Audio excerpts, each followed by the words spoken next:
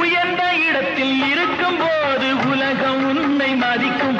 உன் நிலைமை கொஞ்சம் இறங்கி வந்தால் நிழலும் கூட மிதிக்கும். உயர்ந்த இடத்தில் இருக்கும் போது உலகம் உன்னை மதிக்கும்.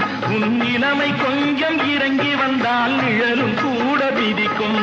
மதியாதார் தலைவாசல் மிதிக்காதே என்று மானமுள்ள மனிதனுக்கு அவ்வை சொன்னது. அது அவ்வை சொன்னது, அதில் அர்த்தம் உள்ளது. பரமசிவன் கழுத்தில் இருந்து பாம்பு கேட்டது, கருடா சௌக்கியமா?